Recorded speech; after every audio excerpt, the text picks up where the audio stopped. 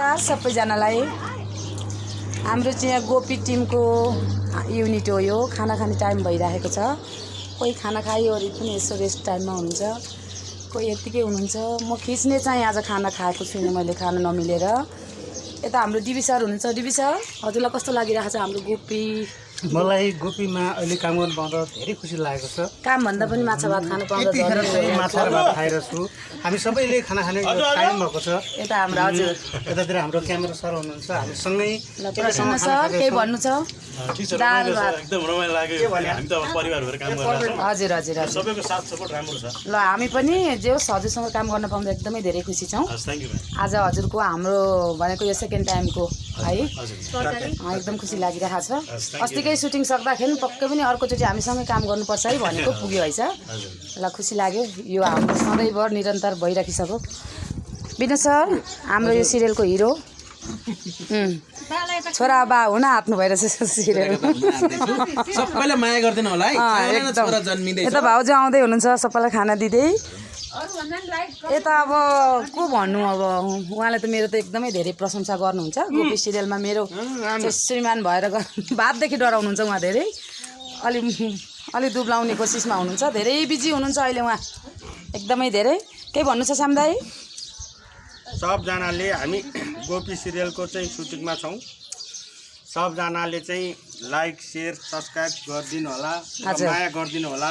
ल सबै दर्शकहरू चाहिँ हामी कलाकारको भगवान् रूपी भएर आइदिनु होला। ल thank you so much Shyam दाइ। यता हाम्रो बुवा हजुर होइसिन्छ।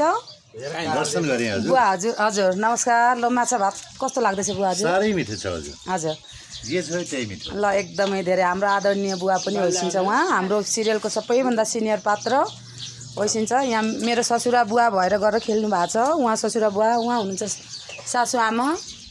सुन्ता भाउजू ल केही भन्नु छ? कति मिठो खाना बनाएर खुवाउनु भयो। आज खाना नपाए पनि भाउजूको हातको खाना सधैँ मिठो हो। अनि सासु आमा केही भन्नु छ? भुन्टी कान्छीकी सासु, यता आएर गोपीकी सासु।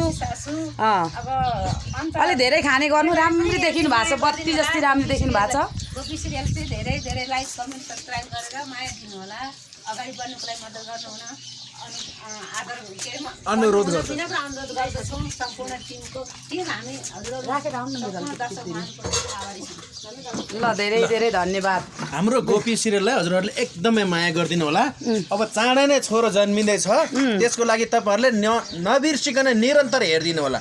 ल लु अलिकति मलाई पनि देखाइदिनु होला। लु लु के त पाउने बेला। नमस्कार। केही भनाइ छ? म जेठी बुहारी सरू। अब रचना चाहिँ एउटी छोरी हाम्रो डाइरेक्टर साहब चाहिँ कहाँ गइछ? रचु छिटो छिटो छिटो, कम फास्ट, छिटो छिटो। यो चाहिँ हाम्रो गोपी सिरियलको यति रमाइलो चाहिँ युनिट टिम। छ, सबैले हेरिदिनु होला। यो मान्छे चाहिँ मेरो दही घोप्याएर चाहिँ त्यो बोकेर यो दही घोप्याइदिनु भयो आफूलाई चाहिँ त्यो। ल होइन काटेर छिटो। यतिखेर चाहिँ अब यति धेरैजनाले मेरो बोली, छोराको आमा आउँदै हुनुहुन्छ यस फिल्मको। यति धेरैजनाले बोल्नुभयो। मेन पात्र चाहिँ यहाँ छुटेर फेरि हैरान। लु हाम्रो तयारी यहाँ सबैभन्दा हाम्रो गोपी टिमको भनिसकेपछि यो अब बस्नुहोस् हजुरलाई, अहिले रेस्ट टाइम चाहिएको छ। सबैले गोपी परिवारले माया गर्नुभएको छ। यस्तरी माछा खाने, यो खानेको अन्नदाता। अनि होइन अन्नदाता त होइन। ए आई मेरी देउरानी भनौदी। तपाईँहरू सबैले चाहिँ स्वस्तिक मिडिया युट्युब च्यानलमा गएर चाहिँ गोपीलाई क्लिक गरेर हेरिदिनु होला। हेरेर मात्रै होइन, हाम्रो कमी कमजोरीहरूलाई पनि औँलाइदिनु होला। Thank you so much. ल सबै होला है। आउनु सुन्ता भाउजू, किन अँधेरामा बस्नु बोलु? अब धेरै भएको बिचरा खाने अहिले उहाँको बेलै पनि छ, अलि टन्न माछाको रससँग। ल thank you so much DB sir. जोस् रमाइलो भइरहेको छ होइन? Thank you so much.